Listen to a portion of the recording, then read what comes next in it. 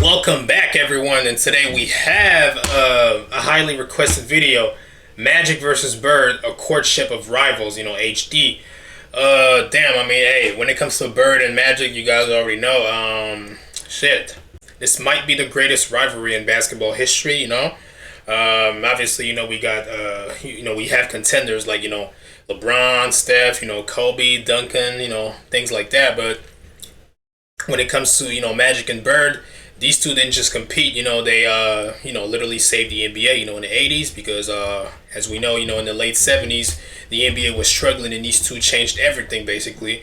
We've watched, a few videos about Bird, I have to watch more, when it comes to, Magic, I feel like it'd be interesting. But apparently this documentary right there is really just a full, really a full deep dive down into, their history, like their careers and everything, and apparently it goes beyond basketball. So hey, I'm excited. Today I do have some Korean fried chicken. Have you guys ever had that? I don't know. It just looks good, but whatever. Let's go ahead and see this. Talk about every day somewhere. If I go to a foreign country, magic, what magic? It's the same everywhere. Hour and 30 minutes long.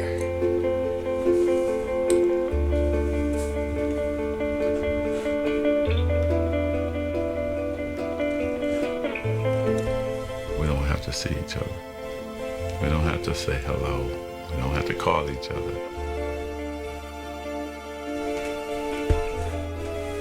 That's my main competition. It's always been like that.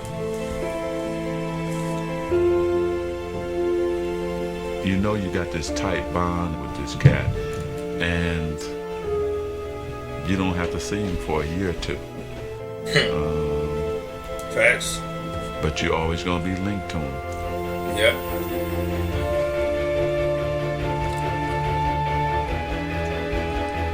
We got this connection that's never going to be broken. I mean, right to our graves. They'll be talking about this 100 years from now. Yeah.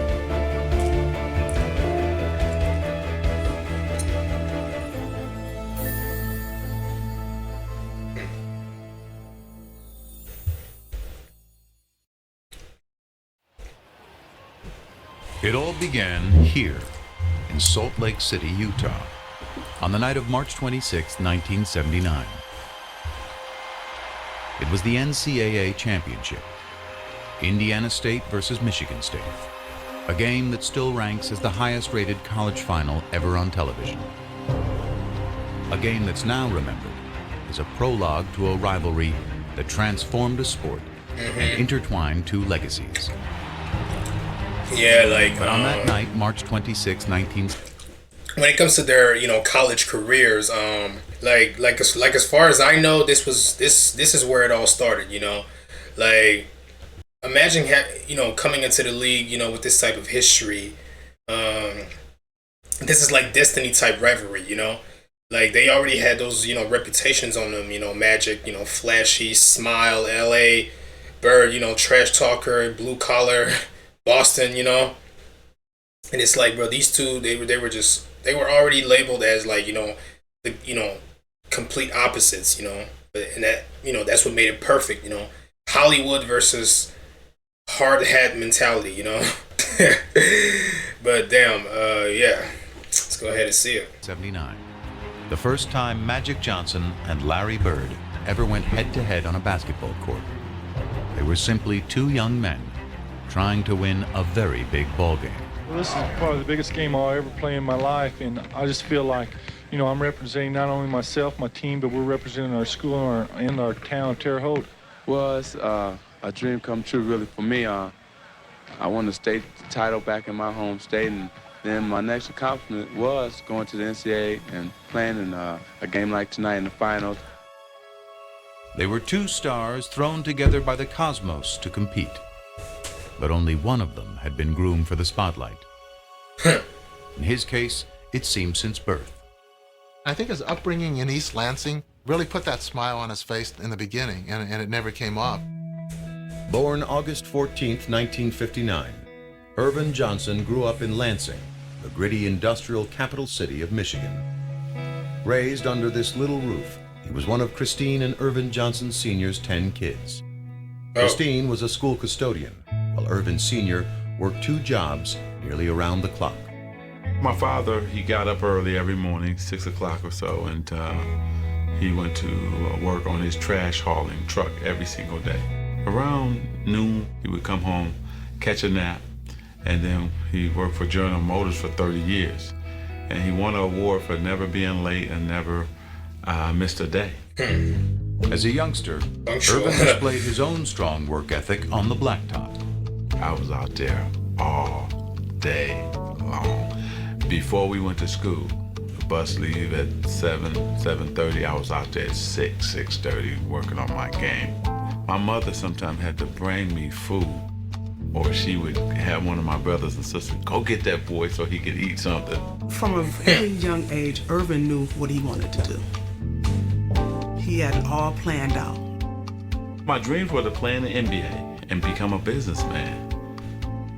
The first neighborhood basketball powerhouse, Sexton High. I knew the players, I knew the tradition. I wanted to be a part of that. And it was on the west side of town, which was at that time predominantly black. But when Lansing, like many cities in the mid-70s, began busing to desegregate its school system, Irvin's journey took an unexpected detour to a predominantly white school across town. My first day at Everett High School was my first time I really had to understand there was a race problem. Nobody white would speak to anybody black, and nobody black would speak to anybody white. A lot of racial tension, a lot of fights, rioting. They didn't want minorities there. He kind of shrugged it off, and basically his attitude was, okay, well, I'll overcome this. Whenever there was any racial problems, the principal would get Irvin and go talk to these kids. I can just see him with his big hands. Calm down, just calm down. He'd break up fights. Talk with his friends, tell him, let it go. We can't fight about everything. Let's just chill. Let's play basketball. There was no dispute over Irvin Johnson's ability to play ball. His talent was so great that soon after his varsity debut, a local reporter, dazzled by his exploits, gave the budding star a nickname. In the beginning, I thought it was foolish and dumb. Oh, so that's where it comes from, his nickname. Okay. After his varsity debut, a local reporter, dazzled by his exploits, gave the budding star a nickname. Okay, that's who gave it to him. Okay, yeah. In the beginning, I thought it was foolish and dumb. I didn't know nothing about a nickname. Then what happened was, you start saying, wait a minute, it fits my game. Hanging out with my boys on the street corners, we used to sing Temptation songs. They started saying, hey man, Magic, that's cool. And then people on the street start saying, hey Magic. And I said, Magic! He bought into it, and I think he felt he had to kind of live up to that name. And I must say that he did. Hell yeah, he did. He loved it. The more attention he got, he wanted attention from anybody he could get it from. Bro, it's so weird. It's so weird to see him play with this fro right there, but hey, whatever. Yeah, it does. I really love the game, and I just want to win. Gets it over and back, and he jams it through. Irvin Johnson. It's just like Dr. J. Loved to dress. Nice sandal belt. Gets it over and back, and he jams it through. Irvin Johnson. Irvin loved to dress. Nice sandal Yeah, belt. as we see here, I mean, we know Magic was a ladies' man, so whatever. Pants and overcoats with the fur around the collar. Always had to have his afro blown out. He had to look the part, play the part. Irvin was the first guy to have a posse. He not only had a posse of a lot of black kids, he had a lot of white kids and hanging around him. Some of my white friends were like, hey man, we're having a kegger tonight, won't you come on by? And I said, what's a kegger? So he said, well, what it is, we get this big keg of beer, and you just go for it. Okay, well, what time does the kegger start? Because regular party time in our neighborhood is 10, 11 o'clock. The kegger starts at 7. I said, the party starts at 7 o'clock? 7? Okay, man, I'm going to come to the kegger. We had a good time. The music was kind of bad, but we had a good time, you know. His senior year, Johnson did at Everett what he had planned to do at Sexton, win the state championship. And when it came to choosing a college, he decided to stay where the love would be assured, home in Lansing. Next year I will be attending Michigan State University. At MSU, Magic's star quickly went national. But atop the college game, he soon discovered a certain presence beside him. Oh, Bird, I didn't know you were... Hey, I didn't know you was like that, man. Whoa. Bird, okay, I see you, man. The first time I saw Larry Bird was actually in a magazine. Saw his stats, blown away by his stats. But let's see if he can really do it against us. And that's always a mindset of black players if he's a great white player. In 1978, after his freshman year, Magic would quickly find out when both he and Bird were chosen to play for Team USA in the World Invitational Tournament. They would put Larry Bird and I on the same team together to scrimmage, right? It was blowing my mind because he's dominating Jack Givens, Player of the Year in college basketball. Larry Bird is eating him alive. I couldn't wait to call home and tell my boys, man, this dude named Larry Bird is for real. This is the baddest white dude I've ever seen in my life. Well, I thought he was very good. There's no question about it. I thought he was probably the best guard on the team. Irvin Johnson, look at that. We didn't get to play a lot, but you could tell. I think our first game was in Kentucky. We got about a 10, 12-point lead. Man, they put us in. Went to 25, 30, just that fast. Fast break again, 3-on-2. Griffin. Look at that steal by Larry Bird. Take us out, the lead go back down, put us back in. That's Bird and Johnson. The show start again. When you play with Magic, there's just something about it. You want to make that extra pass. You want to get that rebound and start to break. We came down a couple times. I go behind my back, no look to him. He no look back to me. And I'm laying it up. I said, oh, man. Oh, yeah, I see. I like that. Drops off to Bird. Bird puts it back off inside to Johnson. Super basket. This guy got game. They had some wonderful moments on the court, but they probably spoke to each other 4, maybe 5 times during that entire time period, and it was more like, hello, how are you this morning, Larry? I'm good, Magic. What'd you have for breakfast? Don't remember. Have a nice day. Wait, who's this lady? Maybe 5 Okay. times during that entire time period, and it was more like, hello, how are you this morning, Larry? I'm good, Magic. What'd you have for breakfast? Don't remember. Have a nice day. But such curtness was hardly strange coming from Larry Bird, who is not only one of college basketball's best players, but also its biggest enigma. I think he was a mystery to the extent that he wanted to be a mystery. He didn't enjoy doing interviews. He didn't go out of his way to do them. He wasn't particularly good at them. He was kind of like, hey, this is who I am. You want to know who I am? Watch the game. That's who I am. Yeah. Start to read materials that you're very quiet and you don't enjoy talking to newspaper people. Well, you know, there's different kind of newspaper people. There's people that try to push you. You know, there's people try to get things out of you. Things don't even pertain to basketball, and them are the type of people I like to stay away from.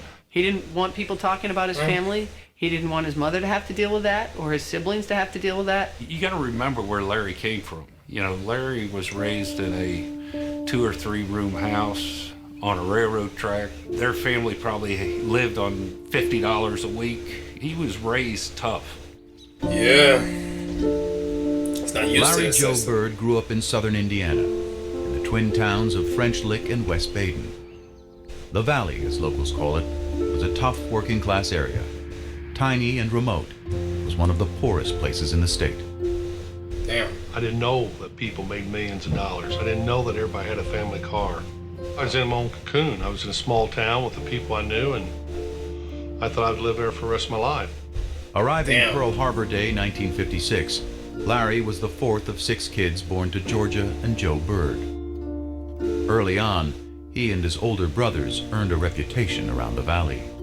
We were always considered troublemakers. We're either fighting amongst ourselves or there was always one of us fighting somebody. Larry was always one that kind of instigated things, you know. If I get my brother in a fight with somebody his age, I was of course, with the trash talk, you know, sinister vibe that he has, you know he was, bro. One of us fighting somebody. Larry was always one that kind of instigated things, you know. If I get my brother in a fight with somebody his age, I was happy as hell because I like to see him get beat up, and that's just the way it was. Damn. If I got in a scrape with some kid and my brothers didn't come to my side, they knew that when he got home, my dad was going to whip him. Damn, okay. Larry and my dad were best of friends. They done everything together. When my dad would go out to my grandma's house, Larry would always go with him. They'd go fishing, do a lot of things together. But Joe Bird also had a darker side, stemming from a traumatic tour of duty in Korea. Larry remembers waking up in the middle of the night hearing his father's blood-curdling screams from the nightmares he had had from the war. What happened to his father in the war affected his entire life. He was never able to quite get rid of whatever those demons were. A talented craftsman, Joe Bird struggled to hold steady jobs. And even when he was working, his demons would, on occasion, drive him to the bottle. There were times when Joe went out with the guys and had a few beers and the wages didn't come home that night. And that didn't happen every day. It happened once in a while, but when money is as tight as it was for the Birds, once in a while was a major problem for their family. My mom sometimes worked late and sometimes she had 2 jobs, but that's the way it was. I worked at school during my lunch hours, worked at the local grocery store, put up hay in the summer. I mean, if you wanted money, you had to get it on your own. To young Larry, actions spoke louder than words. Yeah. He was very quiet, kind of hung to himself a little bit. I saw Larry take an F in an English class because he had to get up in front of his peers and give a speech. So I won't do it. But he just could not get up in front of his friends and talk. He was that shy. Of course, next thing you know, when he knew it was time for all of us together at the gymnasium, well, there he'd be. The minute he'd get a basketball in his hand, things were totally different. Basketball was just, it came to me, seemed like easy. I didn't have the quickness, I didn't have jumping ability. I just thought the game out. By his senior year at Springs Valley High, Larry Bird had sprouted into a star. But Bird was from the valley, hardly a hotbed of talent in the big-time world of Indiana hoops. The first thing they say, well, they don't play nobody down there. He's from French Lick. They don't play nobody. I think that put a chip on his shoulder. Wait, hold on for a second. I'll be back. All right, sorry, I'm back. Always having to prove who he was and how good he was. He was good enough for Indiana University's Bobby Knight to come calling late his senior year. And folks in the valley couldn't have been prouder. Their local hero was heading 60 miles north to play ball for one of the best college teams in the land. Once I got to IU, it didn't take long to realize that I was out of my cocoon. I had over 30-some thousand students. That I didn't have the funds. First week and a half, I thought, man, this ain't gonna work. He left after 24 days. Damn. Let my mother down. She didn't talk to me for 2 months. But it didn't matter what other people said. To this day, I don't care. Back in French Lick, Bird took to working for the city, hauling trash and painting park benches. Meanwhile, by that winter, his father's demons had taken him to an even darker place. By this point, Joe and Georgia were divorced, and he was behind in his payments to the family. The police came by, and of course they all knew him. So Joe said, hey, I need a few hours to get my affairs together before you take me away. So he called Georgia and he said, you guys will be better off without me, and I'm gonna take my life. And he put the phone down and he killed himself. Shot himself. Damn. When Dad I did not know that, bro. Sad story, though. Damn it.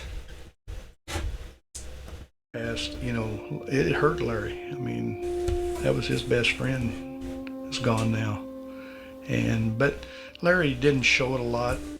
He just didn't say much. You know, he just kind of held it within.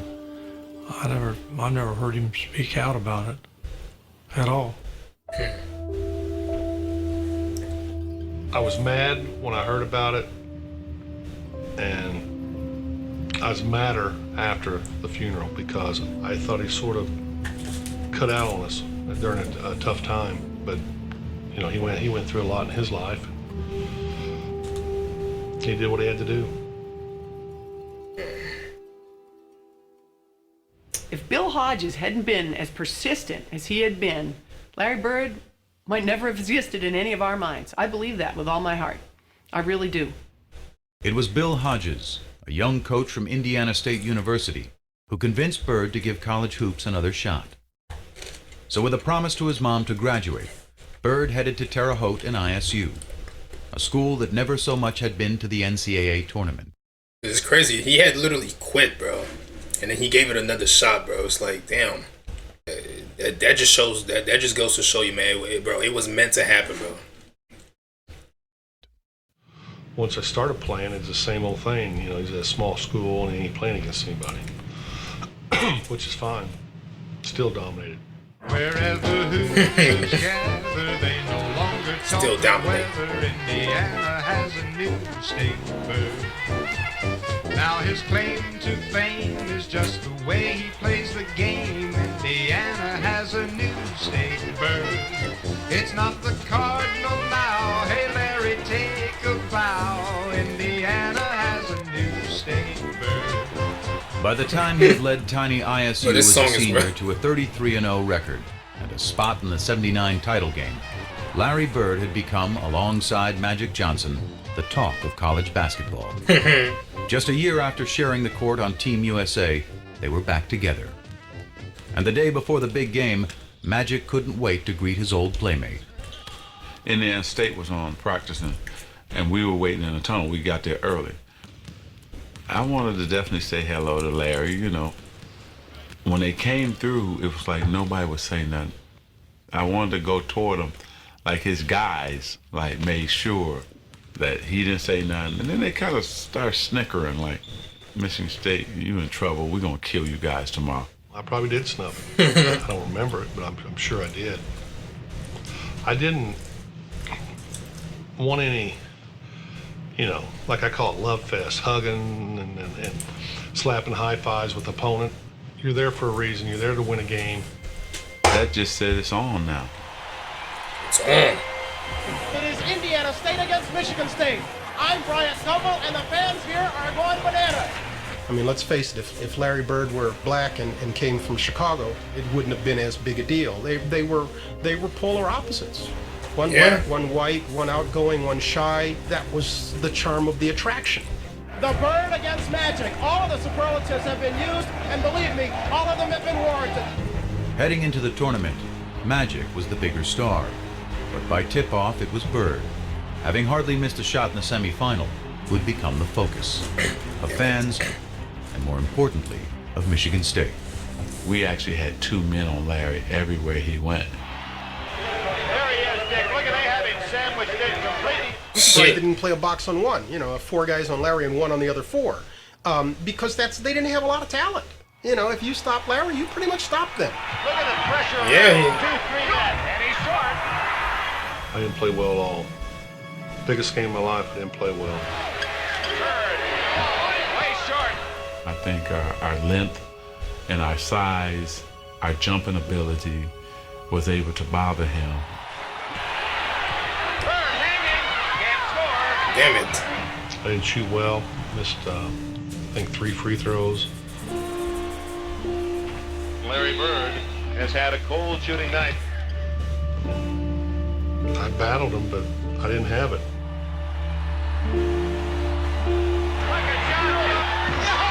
Damn. Reloaded the pass. It's all over. Michigan State University, national champions, 1979. Magic, not only were you leader on offense, I thought you did a great job on Larry Bird in the zone denying him the ball. Yes, Coach, gave us a good game plan to go against Larry Bird, and all we had to do was go out and do it. That's what we done. Congratulations, Super Bowl game. Cut the net. It was over, you know. That was my 4 years. I was done. No, it still hurts. Yeah. And when you win 33 in a row and you walk into the game, you know, you never know what to expect, but I expect to win. We didn't win. Damn it. Toughest loss I ever took. Yeah. I knew it was going to haunt him forever. 33. We were going to see each other a lot.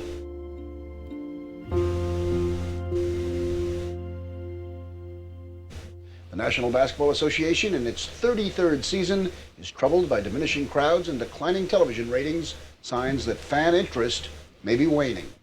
If college basketball was flourishing at the end of the 1970s, the pro game was crumbling. After the golden era of Bill Russell and Jerry West in the 1960s, a merger with the ABA in 1976 had led not only to new teams, but a new temperament. It was a new league with new times, with renegades, Bro. individuals. There was an argument made, plausibly, I think, that it was too black a league for the United States of America in the late 1970s. You think about the Knickerbockers at the time. The running joke was it was the Knickerbockers. You know, that's what it was. It was the N-word. It's turning off a lot of white customers that are coming to the game, you know.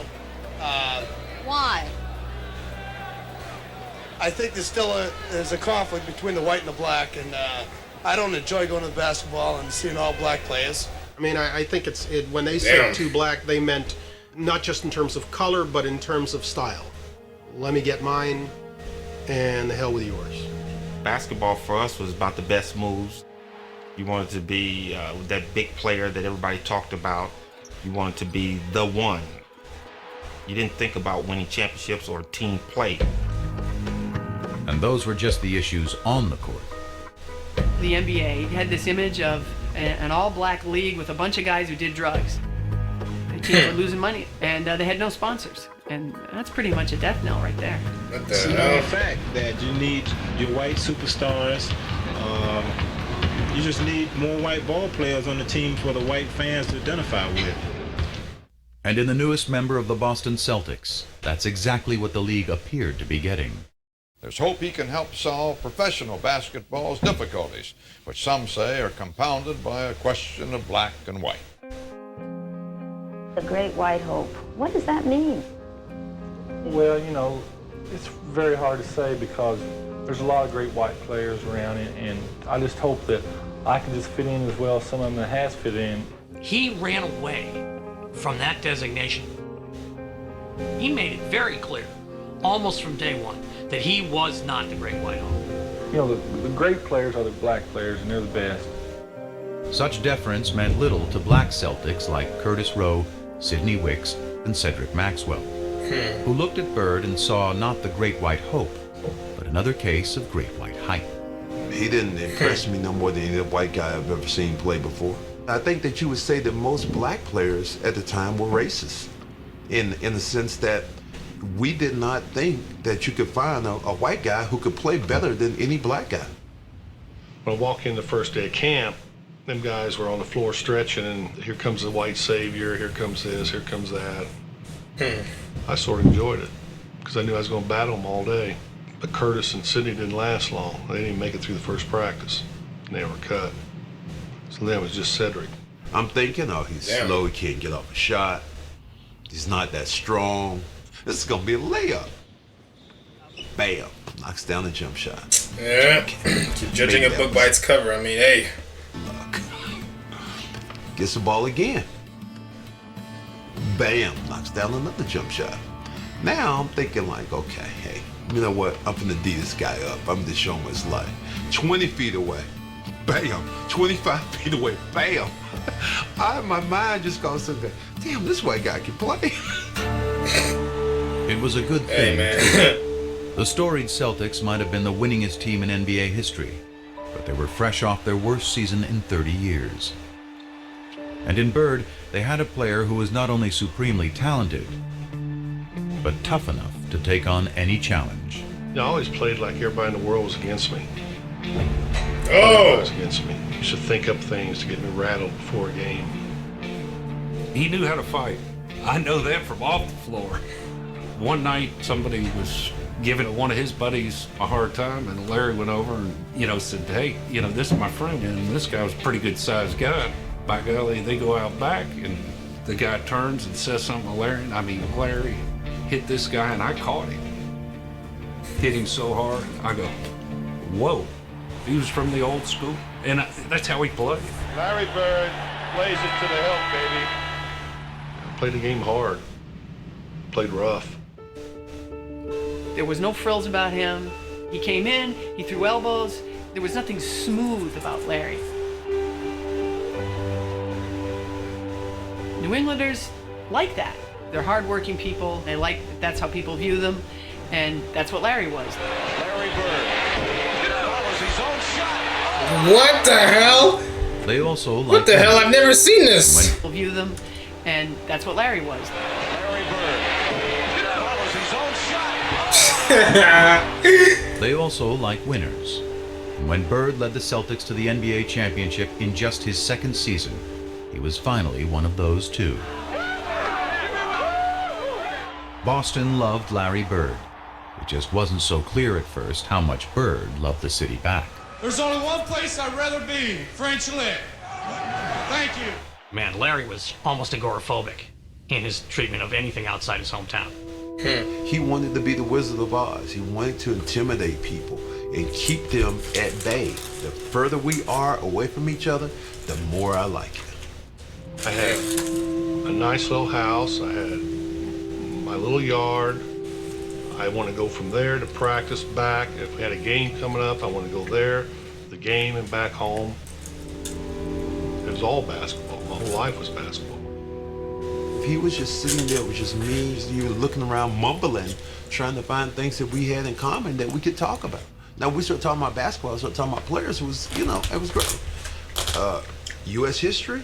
No. We forced passes and made errors down the stretch. Daily events? No. I made the shot, and from then on we was up by 2, and they had to get back in the game, which they did. Politics? No. Try to not do anything I can't do, or do no more than what I can do. I just go out and try to do my basic game. He proudly dubbed himself the Hick from French Lick, and he looked every bit the part. But those who played him for simple did so at their own peril. One of the great ways, I think, of winding up with no money in your pocket is to think Larry Bird is dumb. Syntax is not intelligence. Unlettered is not stupid. He's got a great sense of humor. He just didn't show that to people. That didn't mean he didn't have it. He did, however, allow the public green eyes, what the hell? Indulgence. You could come out on Saturday and watch him mow his lawn. Huge crowds started to stop. Larry Bird's cutting grass in front of his house. So he's mowing his lawn in the springtime. Larry is about doing things himself. And I think it's one of the things that made him so beloved in Boston.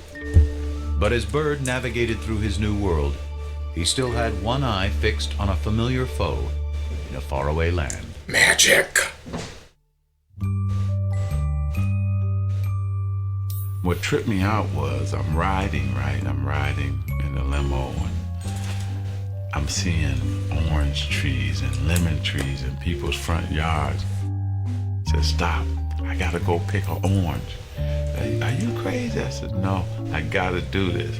And so I ran up like a scared little kid, grabbed the orange and ran back to the limo. I'd never seen an orange tree. I'd never seen a lemon tree. I was fascinated. When 20-year-old Irvin Johnson arrived in Los Angeles in the fall of 1979, he was a world away from Lansing, the only home he'd ever known. He was the #1 pick of the LA Lakers, a once dominant franchise stuck in mediocrity. In the stoic Kareem Abdul-Jabbar, the Lakers had talent, was energy. Irvin Magic Johnson was only too happy to provide it. Only too happy to provide it. Lit the place up. Changed the franchise, changed the temperament. I changed it from the very first game.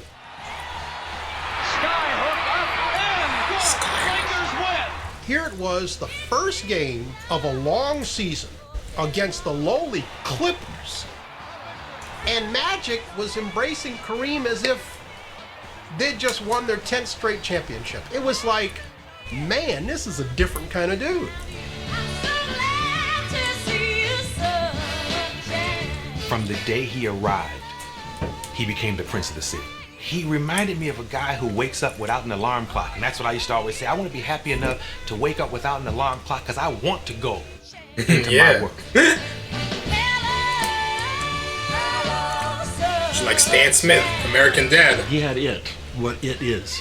As far as I was concerned, the it was not his ability or his size. The it was his attitude, was his leadership, was his mind. I mean, I don't have to talk about Game 6 at Philadelphia. Magic Johnson will shove. In his rookie season, Magic had helped lead the Lakers to the NBA Finals against the Philadelphia 76ers. In Game 6, with an injured Abdul-Jabbar back home in LA, Magic played all 5 positions, scored 42 points, grabbed 15 rebounds, and dished out 7 assists. Bro. Leading the Lakers. That's GOAT stuff right there, bro. GOAT stuff as a rookie, bro. Lakers to the championship. In just 4 years, he had won titles in high school, college, and the pros. Magic, what do you have that makes you perform like this in these championship games? Well, I don't know. It's just I love to win. Across the masthead of the Los Angeles Times the next day, it said, "It's Magic." He was a star when he first arrived here, coming off the NC2A game. And quickly, during that first season, he became one of the stars in town.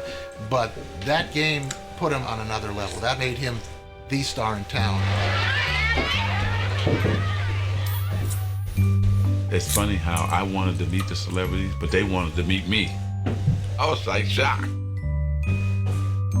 MJ. Like, wow, you know who I am? He was young, famous, and after Lakers owner Jerry Buss signed him to a 25-year, $25 million contract, damn, very rich. The kid from Lansing was ready to sample a different kind of fruit. His playboy boss knew all the ripest trees.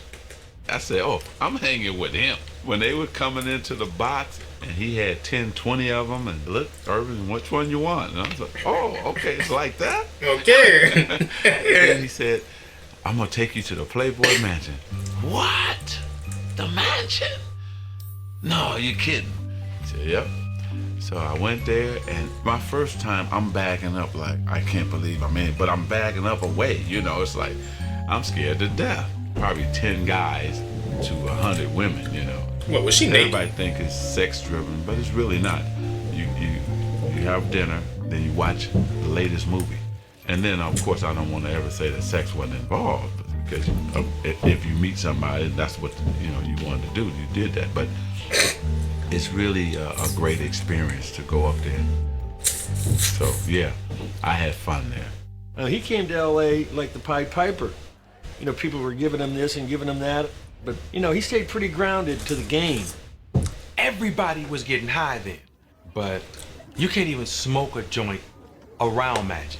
He had real old school, down in the trenches work ethic, and that was honed in him by his dad, Irvin Johnson Sr. Magic was always this guy. He never did none of that, so I did everything for him. Magic Johnson was living on a natural high. He was starring in the role of a lifetime, point guard of a Hollywood team with an offense called Showtime. He even had the alter ego perfect for the production. I mean, Magic was his stage name. Even he would laugh about it. Well, he always says there's two people. There's Irvin Johnson from East Lansing, and there's Magic Johnson from Hollywood. Irvin Johnson is another guy. Here's Magic over here, and here's Irvin over here. Irvin is this fun-loving guy.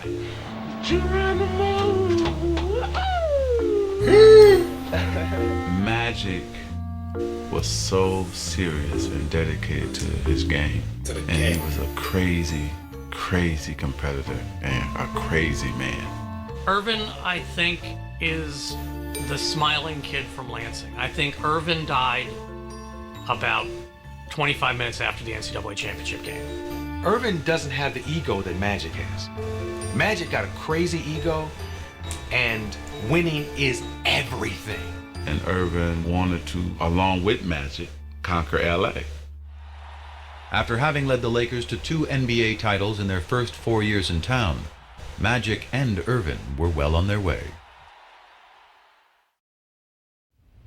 I think Magic wanted to be friends with Larry Bird. He wanted to be friends with him on the World Invitational Tournament, and Larry just wasn't very receptive. I think he wanted to be friends with him during the Final Four. Larry wouldn't even go over and shake his hand. So now Magic's saying, well, what's with this guy? Everybody loves me. How come you don't love me? And then they get to their rookie year, the first time they play each other. Well, they have a very hard foul. And they have to be separated a little bit. And Magic's like, all right, well, the heck with this guy. You don't like me? Fine. All right, good. I don't like you either. You know, he's a very competitive player, and I'm a very competitive player, and we go head to head, and we go for blood almost. The vibe was nasty. It was ugly. It was we didn't like each other. I'm the one that did all that. To tell you the truth, it was. I just don't want to be hanging around him. I mean, that was my main competition. And he couldn't escape the memory of losing to him in 1979. Oh, it ate at him bad that he didn't win that national title against Magic. That was something, it just burned him. It was one thing for them to be in the 79 championship. Magic had the better team. Everybody agreed with that. Magic had the better game. Fine. Now you get to the pros. Larry has this incredible year. But there he is, watching in a club while Magic Johnson wins a championship, and he's thinking, all right, I'm behind 2-0 now. Damn. I watched that game, and I couldn't believe it. Yeah. I always wanted to play at that level. But what Bird couldn't possibly have known was that he had inspired Magic's performance when he was named Rookie of the Year earlier that same day. The PR person from the Lakers says, hey, Irvin, the Rookie of the Year voting has come out. And Magic says, okay, well, who won? He said, well, Larry Bird won. And Magic says, well, was it close? And he said, oh, no. He went out that day to try to win the NBA championship, but also to prove it to one Larry Bird. You know what? I should have been Rookie of the Year. Even though I won the championship, I still wanted to win the Rookie of the Year, too. Yeah, you want to win everything. I was pissed. I wanted one. But even after he had won one the next year, his obsession only grew deeper. I'd get up in the mornings and see what he did because their games came on late. Then you look at the box score. I had to have him there for some reason. It's like a crutch. Somebody I can compare myself to. You can see from the what look. was being said that Larry was better than me, and just by the look on his face, bro. He's serious, bro. Have him there for some reason. It's like a crutch. Somebody I can compare myself to. I hated what was being said that Larry was better than me, and I'm just a guy who can control the game. My first 4 or 5 years, that bothered me a lot. Best all-around player. It bothered me, but it did. I mean, yeah, he was, bro, but whatever. Competitive dislike. Control the game. My first 4 or 5 years, that bothered me a lot. I didn't tell nobody it bothered me, but it did. Their competitive dislike emerged from a greater truth, that on the court, they were doppelgangers. Team-oriented stars who cared about winning above all else. Basketball savants who fused the substance of the 60s with the style of the 70s to create a new and exciting yet selfless way to play the game in the 1980s. Yeah, I'm gonna pass. But I'm gonna pass in a way to make you look like a jackass. They were so similar in the way they competed. I mean, they were two halves of the same brain. Same craziness to excel. I seen that first couple days I was with him. Basketball IQ off the chart. Seen the game a little different, most players. Playing the game the right way was everything. A lot of guys can just score, a lot of guys can just rebound. A lot of guys can just make plays. We can do it all. Larry and Magic could control the game with 12 shots. It was amazing. They'd be 7 for 12. They'd have 20 points, 15 rebounds, and 12 assists. And you go, man, the guy shot the ball 12 times. Was the best player on the court by far. I think it was tough at first. I don't think either one of them wanted to recognize that they had any equal anywhere in what they did. But they sure as hell didn't want to recognize that their equal happened to be that other guy. That's why we hated each other too, because we knew we were mirrors of each other. I think for a while the two of them had to come to grips with that. They had begun changing the game, but with continued low television ratings, and tape-delayed finals, the league was struggling to get the word out. When the NBA and CBS signed a new TV deal before the 82-83 season, the rescue plan was simple. Sell more Bird and Magic, and sell them not just as ball players, but as arch-rival characters in their own dramatic saga. Damn, you got okay. this slick Showtime African-American guy out west, and you got the lunch bucket, floppy-haired white guy with the bruises all over his body. It's central casting. It's perfect. I mean, this was like made in heaven. In 1979, this idea of Magic and Bird was created, and so that was sort of a no-brainer. We'd have a doubleheader. It would be the Celtics playing first and the Lakers playing second, and that's the way we did it. And when the Celtics and Lakers both reached the finals just a year into the new TV deal in 1984, it appeared the superstar investment was about to pay off. It was huge. It was probably the biggest moment the NBA had up to that point. You had Boston and LA, East against West. It had all the elements of a classic showdown.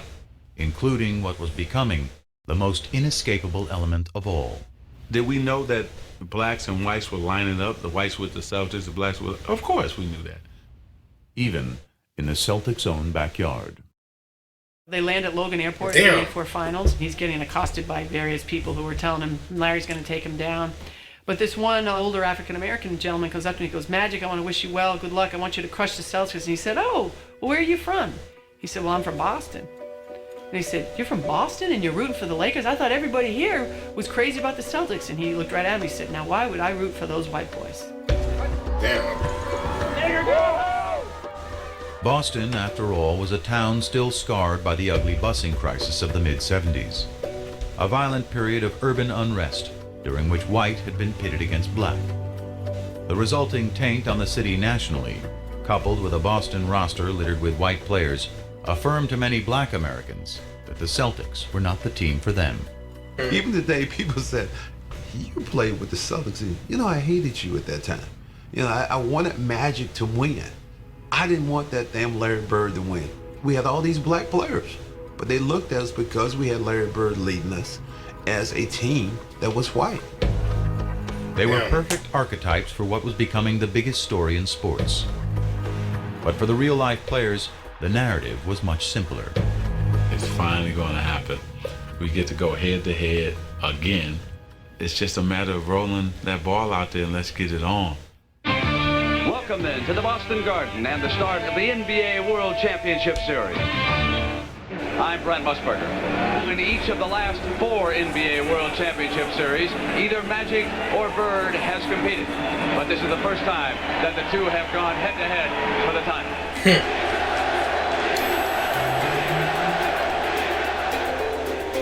Man, we jumped out on them that first game, and we won in Boston. And with less than a minute to go in Game 2, the Lakers were closing in on a commanding series lead.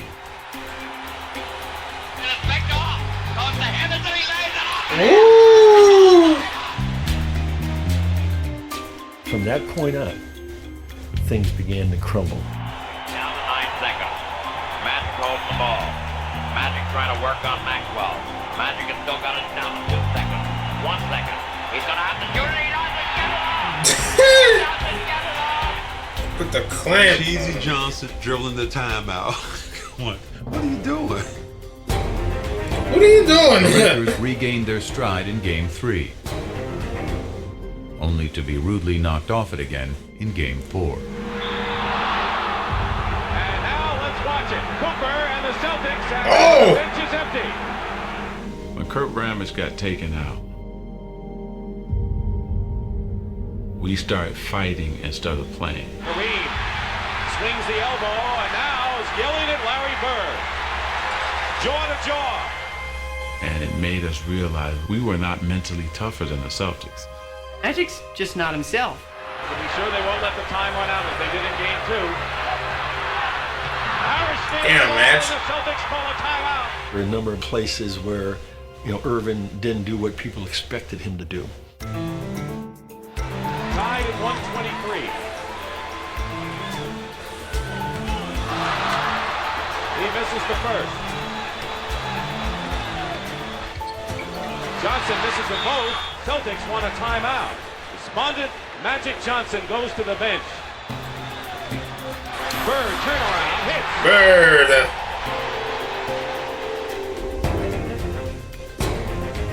Game 5 went to the Celtics.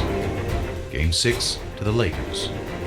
It was like 1979 all over again. Down to one game for Bird and Magic. If everybody had to look at it, probably would have said this is going to be a 7-game series. No, I thought we'd sweep them in 4, but just went a little bit longer. Now we just have to do it in 7. That's the only time I ever felt that. There ain't no way they're walking out here with a win. Magic Johnson. They're not. No way. Lakers have several chances, and here's Larry Bird shoving down the court. Bird. How does he do it? Johnson with the ball. The Lakers trying to... Intense game. Damn.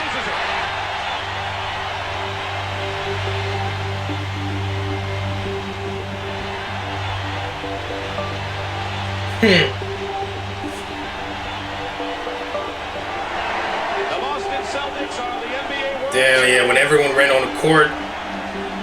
What a celebration, bro. Damn. I pride myself in being the guy who's going to win it for us and deliver under pressure. And it didn't happen. I hope he was hurt. I hope it killed him. He made some bad plays down the stretch, and nobody in there was happier than me. You know, not only win the game makes you feel good, but just knowing that. He said, I hope it hurt him. Damn. Okay. Didn't happen. I hope he was hurt. I hope it killed him. He made some bad plays down the stretch, and nobody in there was happier than me. You know, not only win the game makes you feel good, but just knowing the other guy's suffering, and you know he was. I remember after the game that both he and I were in the showers crying. And Damn. we stayed in there for about 35, 40 minutes. It was hard because not only had we lost to the Boston Celtics, he had lost to his nemesis, Larry Bird. To his nemesis, damn. I think he just made me dislike him more, you know, because he was that good. And I think you be jealous. You jealous a little bit. Larry, does this get you even with Magic for what happened between Michigan State and Indiana State all those many years ago? Yeah, we're Christmas now, but I won this one for Terre Haute. Well, it was a big deal, and I remember asking Quinn Buckner about it afterwards. They had a celebration in downtown Boston after they won the championship, and you know it was unusual for Larry to have these little outbursts, as Quinn would call them. But you know, about 11:30 at night, finally he turned to Quinn. He goes, "I got him. I finally got him," and he was talking about Magic. The league was rejoicing too. Game 7 of the '84 series was one of CBS's highest-rated telecasts of the year, and the highest-rated game the NBA had ever produced. All of a sudden, whether it was at CBS or Madison Avenue, the sports writers around the country became phenomenal. What is happening here? The absolute foundation in this resurgence was the Celtics and the Lakers, Larry Bird and Magic Johnson. But Magic was in no mood to bask in the accomplishment. I took a media beating. Tragic Magic. This is why we say Larry Bird is better. It's probably the first time ever. Tragic Johnson choked. Damn it, bro. Damn. Why I was depressed. And I didn't want people to see me. It was something I never dealt with in my life. That particular series, that championship series, redefined his whole career because he never stopped working after that. Yeah, exactly what Bird was hoping for, bro. That it killed him, man. It did. Damn it, bro. Magic was on a mission. That was personal. To prove to himself and the world that with the ball in his hands, he was still the one in control. And after his Lakers ran through the '85 season, he quickly got what he wanted. Another shot at Bird and the Celtics. They won the East, we won the West. So it's like everybody just get ready, sit back, and let's enjoy it. But that smile belied the intensity of the clash that awaited. Damn! If I had a glass of water and any of those guys had been on fire, I would drink the water and watch them. They called us, chokers and sissies. We didn't like that, and they thought less of us. I knew they did. '85 exhibition season for some reason. I don't know why they scheduled that. By the fourth game, there was an all-out brawl. Yo. They call this one of the greatest rivalries in all of sport, the Celtics and the Lakers. And if that is true, it is the most one-sided rivalry in all of sports. 8 times these two have met for the NBA championship, and 8 times the Celtics have won. At guard, damn. 6th year from Michigan State, and number 32, Magic Johnson.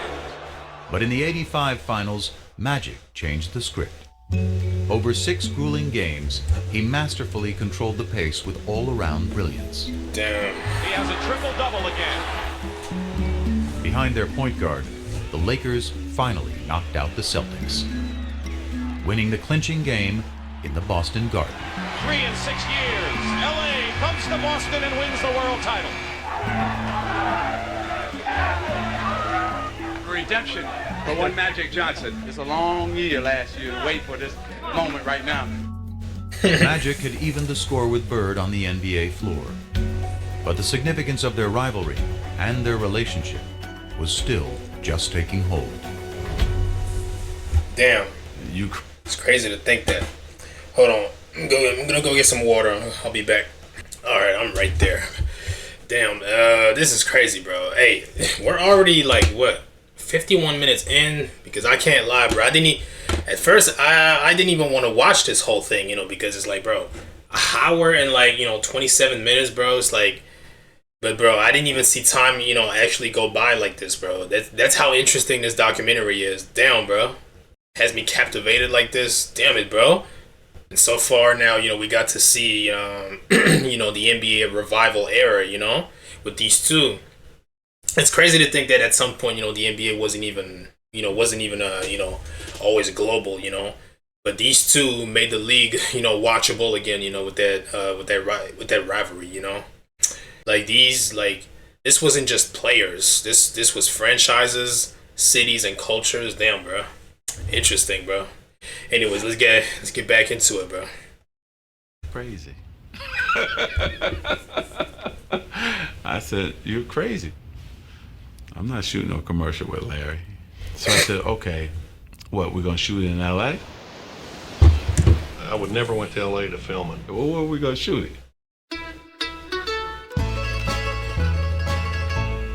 If you want to shoot a commercial, come to my house. Come to my house. I was like, oh no. One stoplight. And I thought Lansing was small. I think the plan was, I'm gonna go here, I'm gonna do what I'm supposed to do, and I'm trying to get up out of here. My plan was that. Even after Converse had convinced Magic and Bird to film a sneaker ad together in the summer of '85, a question remained. How would the two hated rivals on the court get along off of it? I don't know how he's gonna react. I don't know how I'm gonna react. We didn't even shake hands, so how are we gonna do a commercial together? Yeah. The ad was to be filmed at the home Bird had built for his mom. It featured a full-length basketball court, the day's first location. So they say, okay, you're playing one-on-one, and I'm looking at Larry, and he's looking at me like, is this real?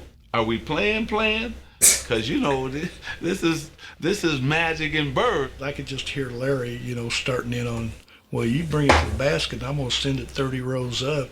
So the guy was like, no, not like that. A fun game. We were both like, oh, okay. Like, like you can see this relief coming over both our faces. That brief detente led to the next stage, dialogue. We sat down next to each other. How was your summer? Oh, it's going good. How was yours? It's going great. He said, man, it's a nice spread you got. And he's asked me, is this where you play?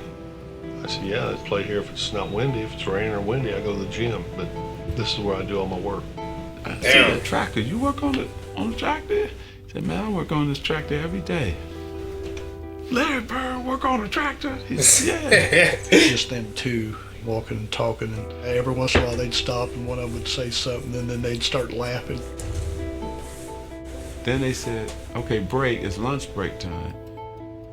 I was going to my trailer. He said, no, my mother has prepared lunch for us up at the house.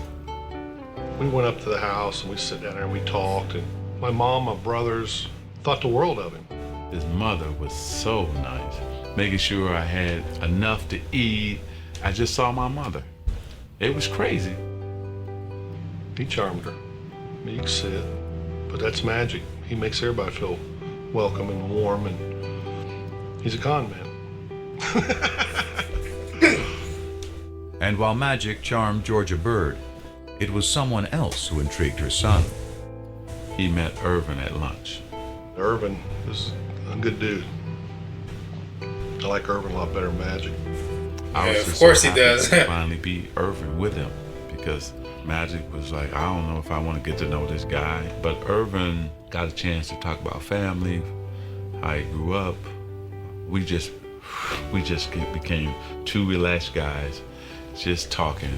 That day was great. It was a great day. It wasn't even about basketball no more. It's like this is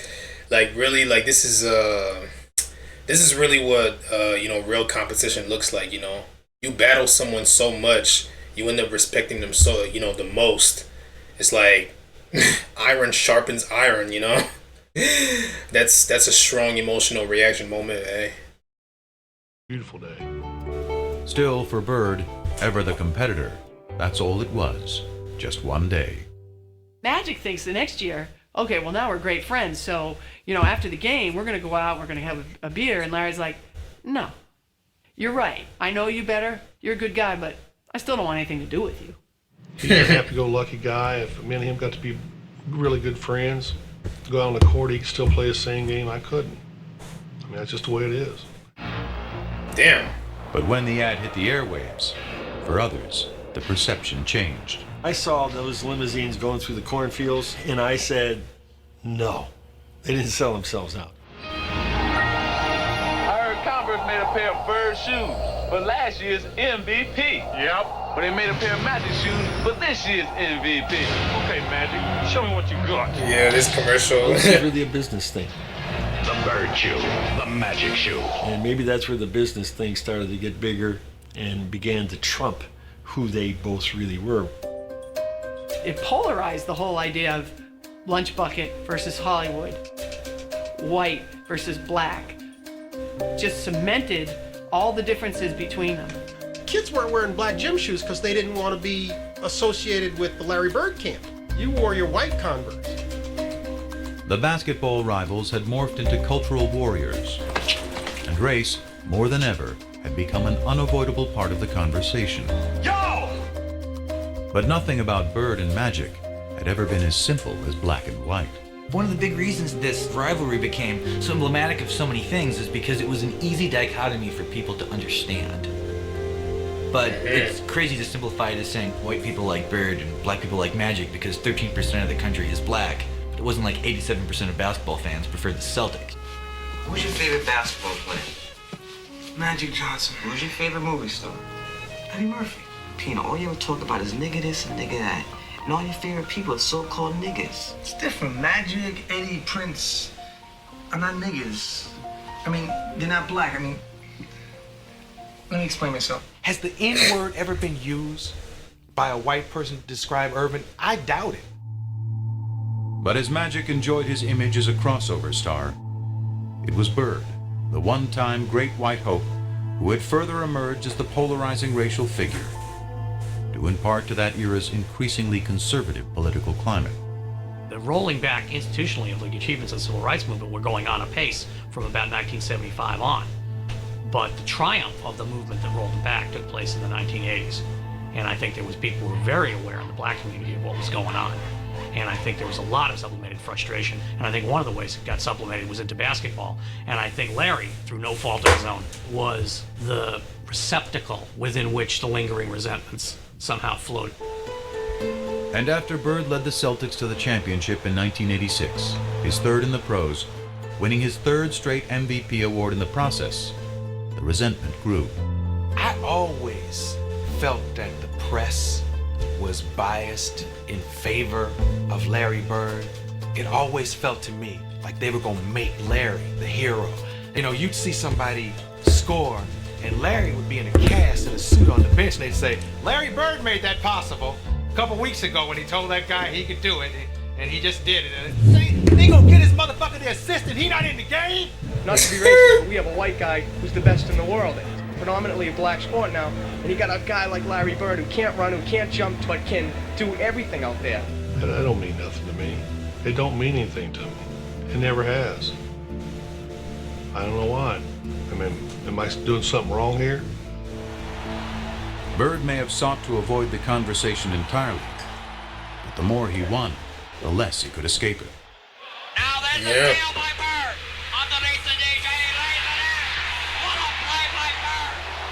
Yeah, we've seen that in the mixtape. 1987, after Boston beat the Detroit Pistons to advance to the finals for the 4th straight year, Pistons rookie Dennis Rodman called Bird overrated because he was white. His teammate Isaiah Thomas then chimed in with some thoughts of his own.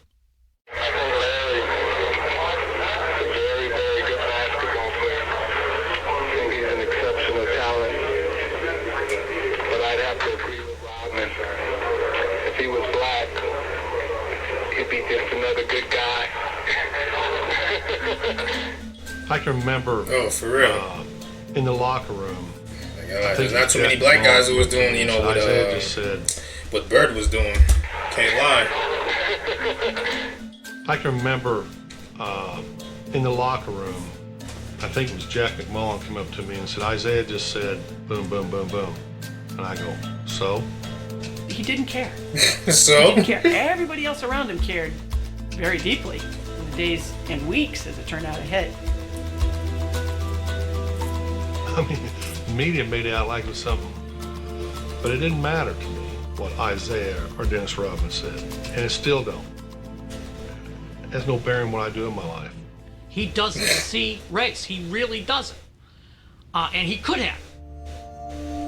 This guy grew up poor, white, in southern Indiana. Southern Indiana, the home, by the way, of the modern Ku Klux Klan. How he managed not to be affected by the cultural milieu that he grew up in is, I think, a miracle. To me, it's inexplicable. When I was in about 6th or 7th grade, I couldn't wait till school to be over because I knew over on the courts, the waiters from the hotel would be over there. They were black, older, and they let me play. You know, I always looked at that as I got an opportunity to play against a black man, and they treated me good. I couldn't wait to play against the best, and at that time, they were the best. And in 1987, as Bird vied with Magic to be the best, the flap over Isaiah Thomas's racially fueled remarks forced Bird to address his least favorite topic at the worst possible time. I had to go to a press conference when I was in LA trying to get ready to play the Lakers and tell people I didn't care, this don't bother me. The main thing is that if the statements or whatever was said doesn't bother me, I don't think it should bother any of us. From playing all year trying to get back to the finals and play against Magic, this was a distraction. Bird was facing off against Magic for the 3rd time in 4 years. And if their relationship had softened, the determination to beat each other had not. As Game 4 proved, the level of competition between them was higher than ever. Bird played awesome down the stretch of that game. Trailing 2-1 in the series, the Celtics were down by 1 point in the final minute of the game. But Larry Bird wouldn't be easily vanquished. Open his age. Bird goes for 3. Yeesh!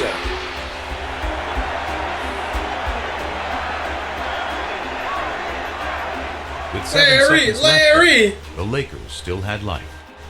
3 years earlier in the '84 finals, Magic had flubbed a similar situation. But this was a different Magic, one with a whole new bag of tricks. My man switched to Kareem, and Kevin McHale jumped out to me. As soon as I saw Kevin, I said, oh, I'm taking him. You know, Magic puts it on the floor, a couple head and shoulder fakes. Sky hook. hook. Up in the air. And there's nobody that was going to get that shot.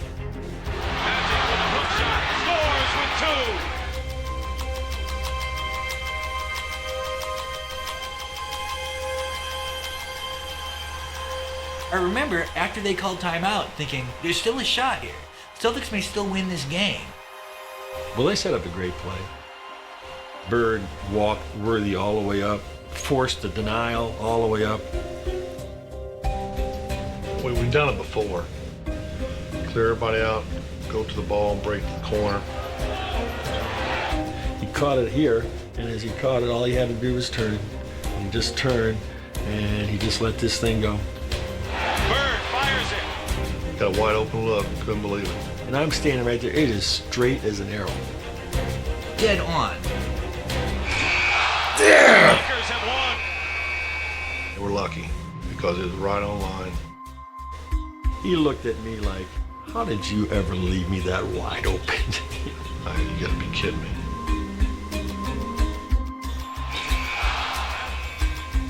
Changed the whole series. The Lakers won the series in 6. And in the aftermath of a year in which Magic had won his first MVP, the rivalry suddenly took on a new tone. Magic's just a great basketball player. He's the best I've ever seen, you know. Unbelievable. I don't know what to say. I was shocked that he said it, because I thought to myself, maybe this is the beginning of a new era that's not going to include him. It was the passing of the torch a little bit.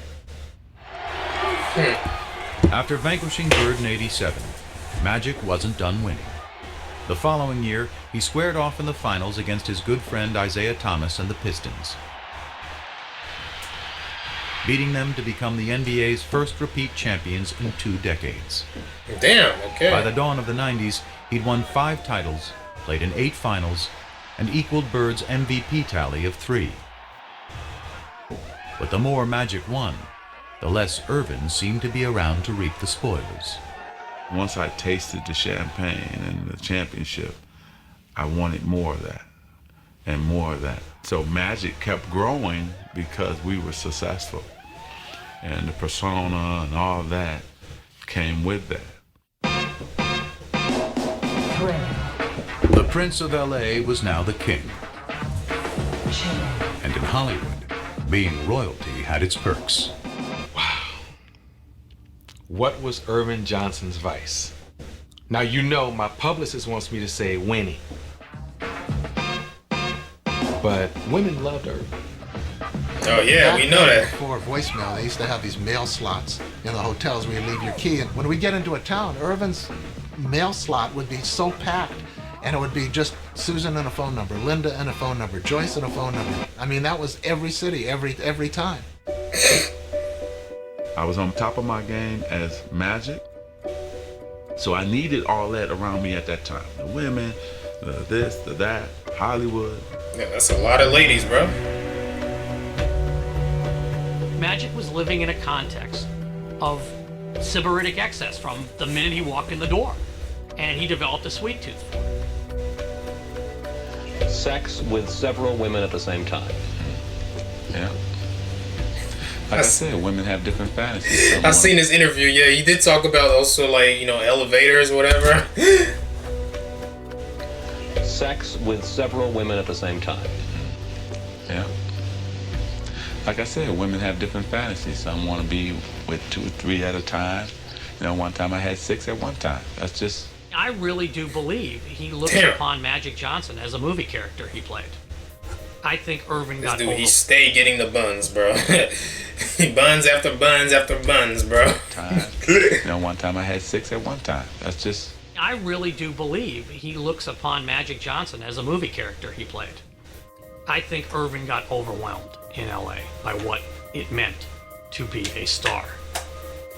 That's probably true that the Magic ego swallowed Irvin a little bit, but that's okay because I couldn't win 5 championships without that. Through all of this haze of women and money and fame and fortune, he still kept basketball at #1. He never seemed to lose that focus. Larry had 2 jobs his last 7 years of playing. It was playing basketball, and then it was him being committed to taking care of his back. He had first heard it in 1985, building the driveway at his mom's house back in French Lick. Larry decides to do it himself. This is Larry Bird, the superstar, out there breaking his back, literally shoveling gravel. Yeah, And that I was heard the him, beginning of it. you know, doing all this work definitely played, you know, a big role in his, you know, back problems, you know, unfortunately, but damn. Process. This is Larry Bird, the superstar, out there breaking his back, literally shoveling gravel. And that was the beginning of a process. I would see him on TV laying down, and then they told me that he had to lay down on planes, different things like that. And I was like, wow. As Magic soared through the prime of his career, Bird was breaking down. His deteriorating back and punishing style of play proving an excruciating mix. From 88 to 92, it was painful to watch. It was painful to cover. Larry is quite ornery when he's not feeling well, which means he was ornery for those next 4 years. He could manage the pain in a way that very few people can do. There'd be days he could come in the office and he couldn't stand up straight. But even after 2 ruptured Achilles tendons and surgery on his back in 1991, Bird kept going to work. Product of a lesson learned many years before, seeing the swollen ankle of a man long since gone. Well, we don't know if it broken up, but it broke to me. Had to go to work and he had to get his boot on, and it took everything I had to help him get that boot on his foot. And he stood up limping, and he said, well, I'll see you this weekend, because he was working construction at the time. And I was pretty amazed how he could fight through that all week, then come home on the weekend, and it was black and swollen, and he'd sit around on the weekend and put that boot on and go again. If you get paid to go to work, you got to go to work. It was a situation that he was seeing almost daily. He had lost the structural stability in his spine, so it would slip into abnormal positions to try and lock itself to get an artificial stability. That's like getting your finger stuck in a door and somebody's still pushing on the door.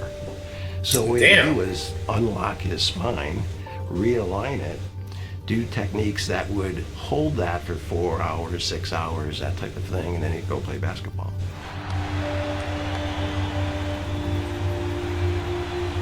Every time I would play, I was wondering if I was going to be in a wheelchair, was I ever going to be able to, walk on the beach or hold my kids. His pain and his quest for basketball became all-encompassing. Very few people really knew what Larry was living with, because this was Larry's issue, and there was no sharing of his pain. I probably should have retired in 88, 89, but it's that competition. Maybe one more chance, me and Magic get together in the finals, but it never happened. Damn, bro. It's really tough, bro. Sleeping, really, laying down, just waiting on the game, and phone rings, and the voice says, "Hey, you gotta come back to LA."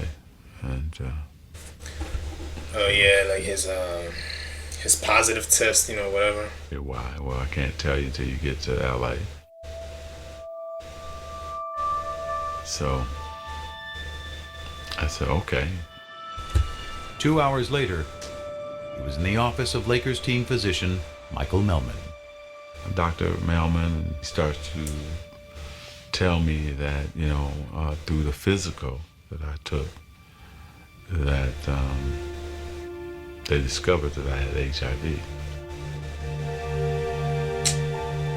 Damn. First time ever in my life. I'm such a control freak, right? And do things the right way. I'm out of control. Oh, it was everything. How is it possible? What happened? How did it happen to me? And my mind is racing, and then you're just devastated. Further complicating things, Magic had gotten married just 2 months earlier, and he feared the worst for his new bride, Cookie. Damn. Who was pregnant with their first child. I don't know what's going to happen with my wife and my baby. I don't know what's going to happen to me. I don't have control of the situation, and I was lost just for that next 2 or 3 weeks. And after Magic learned neither his wife nor his unborn child were infected, he began revealing the news to his inner circle. The phone rang, and it was Magic's agent, Lon Rosen. And he said, "Urban's looking for you, call him." And I said, "I'll call him when I get to Paramount." And he says, "Call him now." I said, "Lon, I'll call him when I get to Paramount. I'll be there in 20 minutes. And he said, "You gotta call him now. Urban's HIV positive." I remember I was sitting on the bed. I remember standing up at that point. And I said, how is that possible? I'm thinking Urban's gonna get skinny and die. I mean, literally, that's what I thought. Urban's gonna get skinny and die. The first person I thought of was Larry. I wonder what Larry thinks. The day that I heard about Magic, it just sort of changed my love for basketball. I mean, it's a great thing that Magic is, to this day still, here, with us, and definitely not skinny and pretty healthy though. It's definitely that's a blessing though. Check me out. And he's donating, he's donating blood too. So whatever. You get that feeling, probably the same type of feeling I had when my father died. He wants to understand why. How can I talk to him? I need to speak to him. It was just really important for Larry to talk to him. It's sort of, I don't know. I wanted to hear it from him, probably didn't believe it. Coffee, we're talking, it's just, how you doing? I heard about it, and you can almost hear both of us with some tears in our eyes. And I'm choked up because he did call me, and damn, he called him, bro. Reached out to him.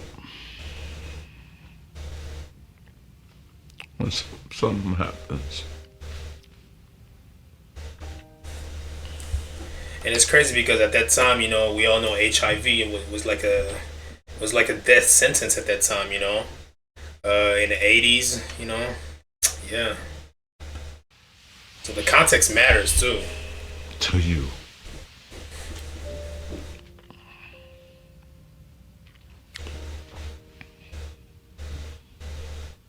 And then you find out who really your friends are. Yeah. And people who really care about you.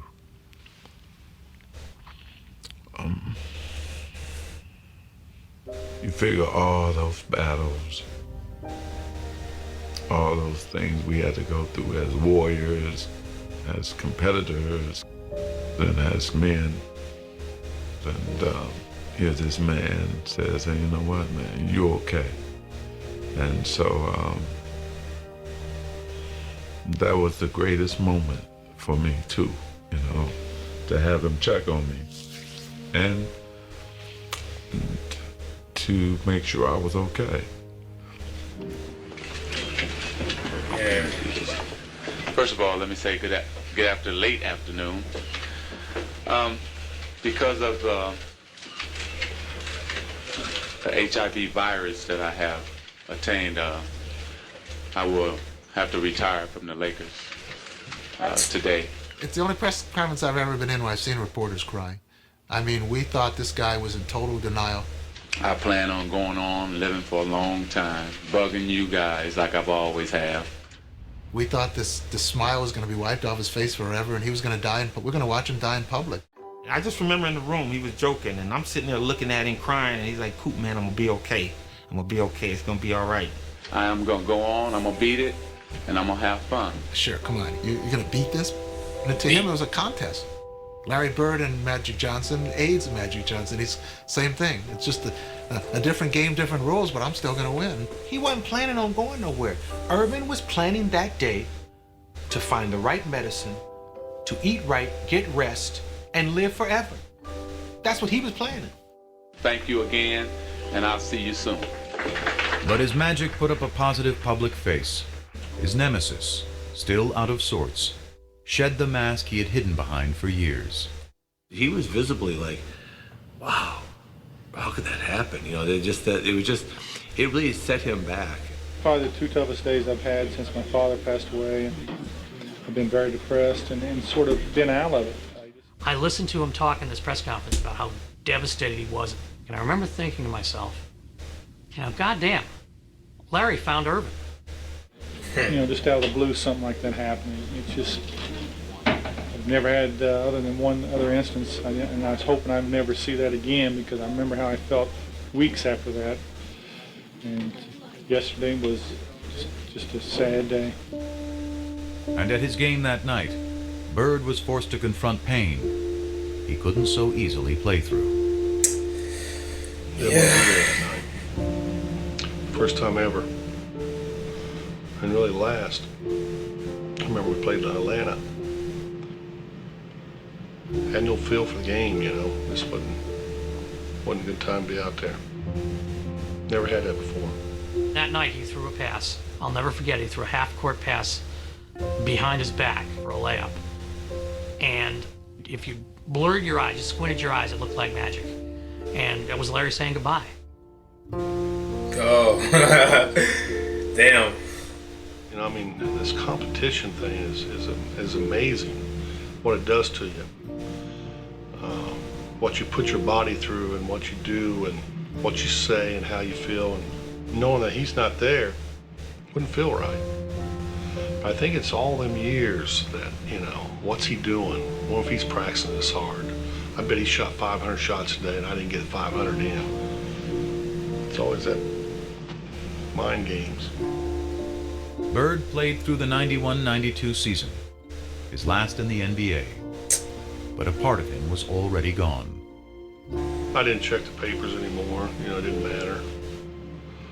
I still wanted to compete, you know, but it wasn't the same. It really wasn't. With the exception of that year when he was called Tragic Johnson, because on the basketball court, things didn't shake down properly. This is the first time I'm hearing ignorance, hatred, vicious, nasty things.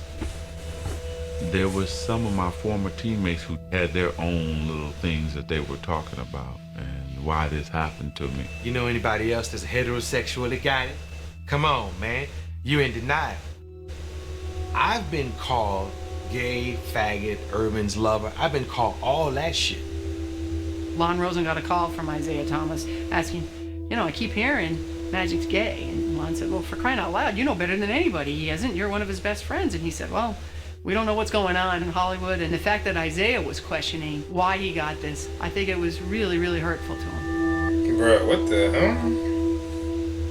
He used to say, you know, I don't want people to stop shaking my hand and giving me my hugs. He loves to be loved. Yeah, what the... And that's what bothered him the most, that people would change in relationship to him. He would show up at the Lakers facility to work out and to shoot some baskets, and he'd try to engage his teammates and say, hey, you want to play a little one-on-one before practice? And, oh, geez, no, I can't. I got to go get taped. Or, oh, geez, I got work to do. I got to do something else. The worst thing of all of this, that I couldn't play basketball. Yeah. I don't even think dealing with HIV. It was, I couldn't play. With Isaiah Thomas, bro, it's so weird, honestly, bro. What the hell? The game, the surroundings was his whole world. That's his personality. When you take that away, you know, you're hurting. I knew he was hurting in a big way. The only sex is safe sex, and that's no sex. As basketball went on without him, Magic performed ably in his new role as HIV educator and spokesman. I'm helping every way that I can. But he still pined for the arena, which had made him a star. So when he was invited to play in the 1992 NBA All-Star game, he jumped at the chance, promptly stealing the show and winning MVP honors. Yeah. But that was just a warm-up. For the encore Magic had up his sleeve. He's not done yet, because we're going to go to Barcelona and bring back the gold for everyone here in the United States.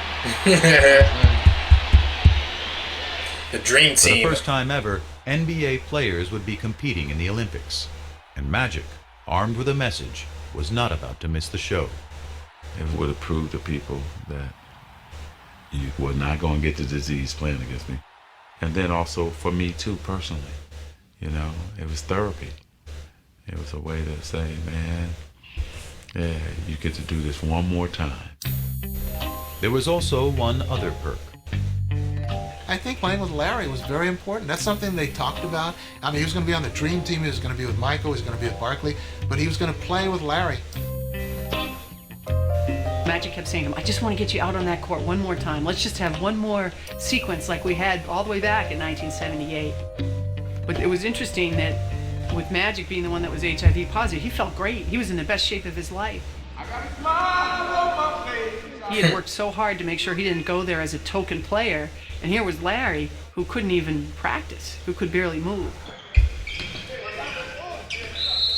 But you know what? Didn't matter. We were still together. You know, didn't matter. Did not matter. Hold me fast, the magic spell you cast. This is La Vie en Rose.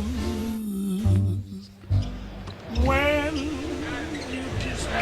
And when he got his opportunity, he switched a few. I see La Vie en Rose. Now who's taking the last shot with the game on the line? When I got my opportunity, I still was Magic. Woo! I like that. He's smooth with it too. 14 years after they'd first crossed paths, the smiling kid from Lansing and the shy boy from French Lick were happily back together in Barcelona. But it took just one glance outside their hotel's front door each morning for them to see that as far as they had come, they were as far apart as ever.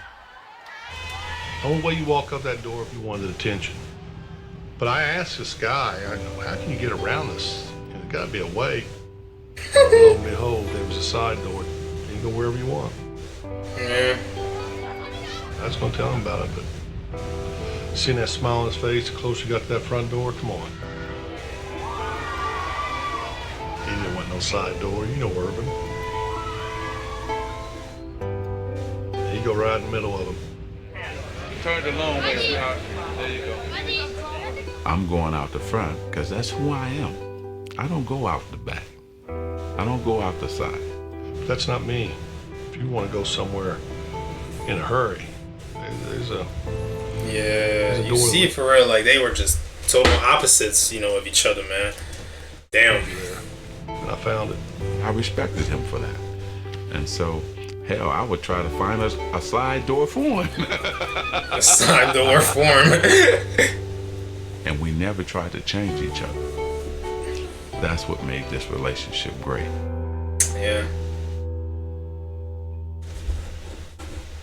This is One crazy. of my pet peeves always is when people say, oh, Michael Jordan saved the NBA. Bullshit.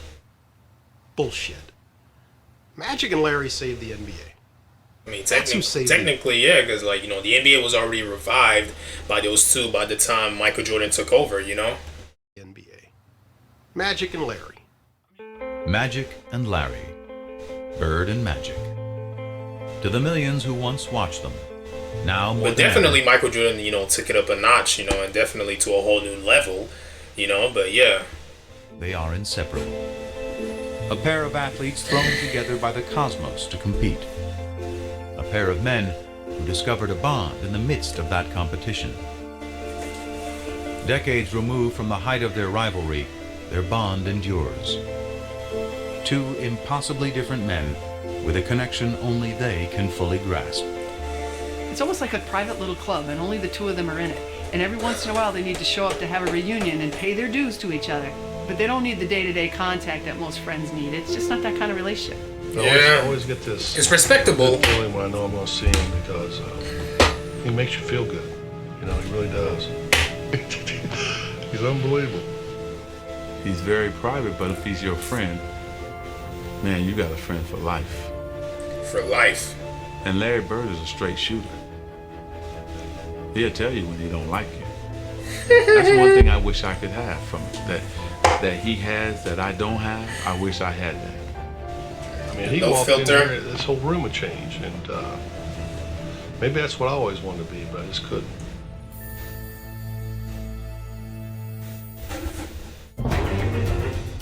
Damn, bro. So that was it, man. Hey, this was a really great documentary, bro. Hey, thank you to all of you out there that suggested this one to me, bro. Hey, I didn't even see all this time go by, honestly, bro. I didn't even notice. Damn, bro. It's like, damn it, bro. That's so good, bro. This was so good, bro. Like, really, what makes this rivalry special is it's not just like the rings, the stats. It's that, bro, like Magic and Bird, like you really see like they needed each other, because without one, the other isn't as legendary, like and without both of them, bro, the NBA might not look the way it does today. So, damn it, bro. This wasn't just basketball, This was culture, race, coast versus coast versus coast, personality versus personality, because they were both different in those categories, and somehow it really ended in respect, and that's just really greatness in the end. You can debate who was better, but you can't debate what they meant to the game, bro. That's for sure. Anyways, there's definitely more Bird videos coming, The interview with Letterman, something like that. That was requested by you guys. We're definitely gonna do that. And yeah, hey, one of the best documentaries ever, bro. Hey, probably the best, honestly. This was really like profound and everything. I like it. This is sincere right there. Damn, bro. I like that one, bro. 1 hour and 27 minutes, bro. It's worth it. Anyways, I'll see you guys in the next one. You let me know what you think about this. I hope you enjoyed it, and I'll see you guys in the next one. Peace out. Damn it. Oh.